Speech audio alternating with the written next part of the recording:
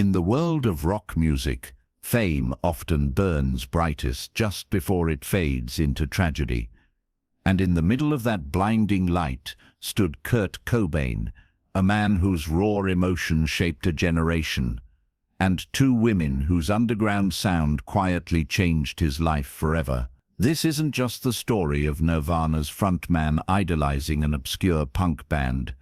It's the story of how a single moment, a single encounter inside a tiny London antique shop, reignited the forgotten legacy of the Raincoats, and how that connection outlived the man who started it all. But how did a global rock star end up tracking down two retired punk women from another era? And what promise did he leave behind that would haunt them long after he was gone? London, 1977. The air was thick with rebellion. Safety pins, ripped shirts, and eyeliner became the new armor of youth, ready to tear down every rule their parents built. Among them were two women who didn't look like revolutionaries: Gina Birch, a fiery 21-year-old from Nottingham, and Ana da Silva, a soft-spoken artist from the Portuguese island of Madeira. They were opposites in every way, one impulsive and loud, the other quiet and reflective. Yet when their worlds collided in art school, something electric sparked. Ana had escaped a country still recovering from dictatorship, where women were told to stay silent, where even kissing in the street could lead to arrest. London was freedom, chaotic, loud, intoxicating.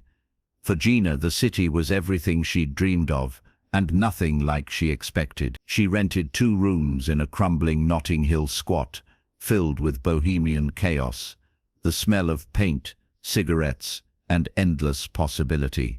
One night, Gina watched 4 young women stumble onto a stage at the Roxy. They were unpolished, fearless, unapologetically messy. The Slits. It was about mischief, she later said. About camaraderie. It just opened my eyes. If they could do it, so could I. A few weeks later, Gina bought a bass guitar she didn't even know how to play. She brought it home, tuned it with the help of a stranger, and started plucking along to anything she could hear. Ana, drawn to her boldness, joined her. Together they created something new, not polished punk, but something raw and instinctive, a heartbeat disguised as noise. In 1977, the Raincoats were born. Their music didn't follow rules.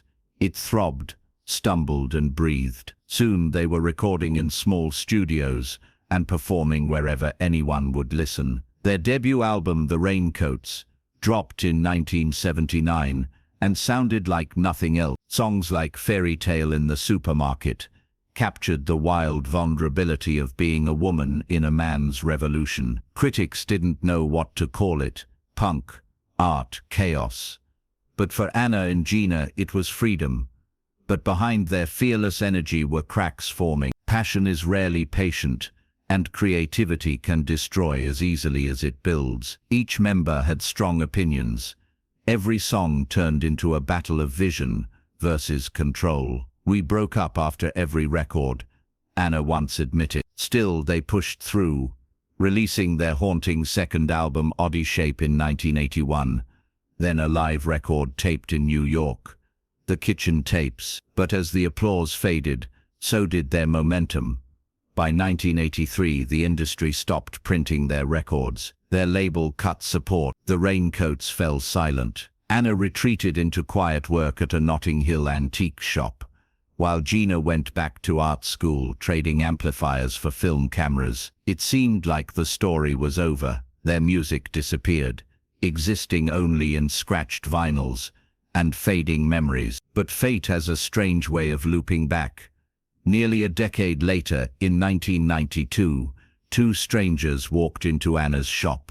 A young couple, both disheveled and oddly radiant. The woman's blonde hair framed a smirk that felt both defiant and sad. The man, shy, almost trembling with nervous energy, introduced himself in a soft voice. "I'm Kurt." She had no idea she was speaking to the frontman of Nirvana, the biggest rock band on Earth. He told her he'd been looking everywhere for the Raincoats' first album. He said when he listened to their music, something inside him unraveled. "When I listen to you," he told her, "I fall on the floor. My body just goes out of sync." Anna smiled, flattered but confused. She didn't understand that she was talking to someone who felt like the whole world was crushing him.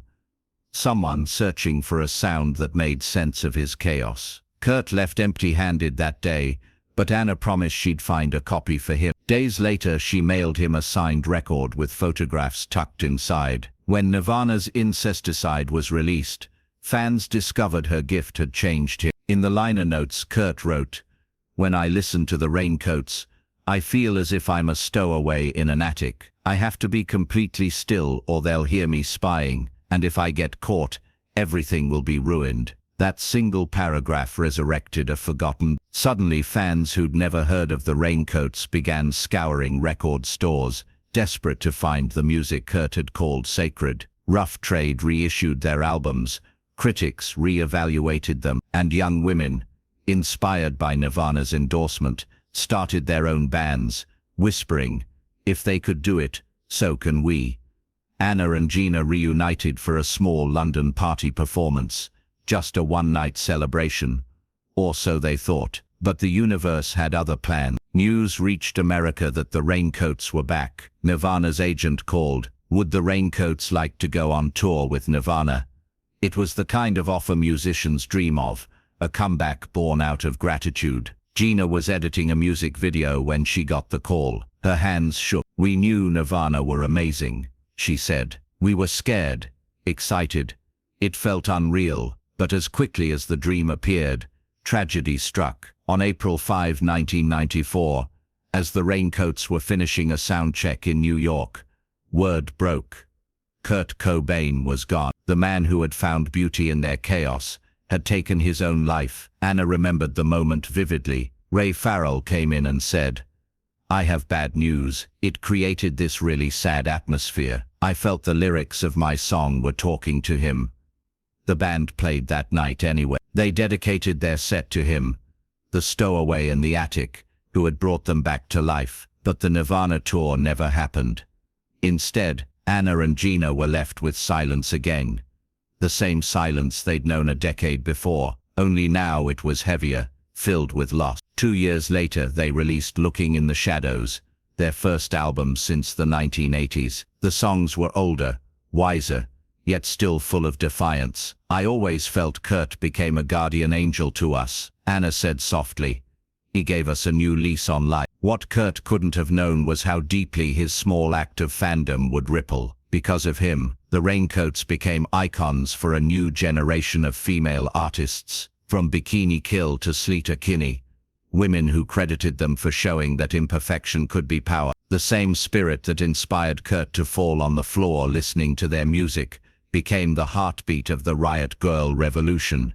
Gina Birch later said she could still remember the moment Anna told her about meeting Kurt. She didn't even know who he was, she laughed. But that's what made it beautiful. He wasn't a rock star to her.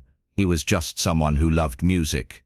In a way, that's what connected them all. 3 artists from different worlds, bound by the same fragile need to create something honest, no matter how messy it sounded. When fans look back at Kurt Cobain's legacy, they think of the fame, the torment, the heartbreaking end. But buried beneath all that noise is this quieter story, a story about admiration, about rediscovery, about a simple moment that rewrote music history. Kurt Cobain didn't just save the Raincoats from obscurity, he gave them a second life, and in doing so, gave himself a moment of peace before everything fell apart. Today, Anna da Silva and Gina Birch still perform together occasionally, their voices older, but their energy undimmed. Each time they step on stage, fans see more than 2 women with guitars.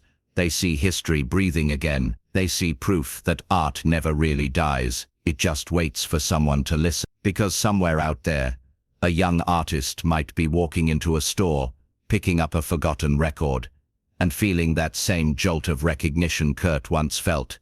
That rare moment when music stops being sound and becomes a secret shared between souls. And maybe, just maybe, that's the legacy he left behind. They didn't just make noise, they made connection. They didn't just break rules, they broke silence. What part of this story shocked you the most?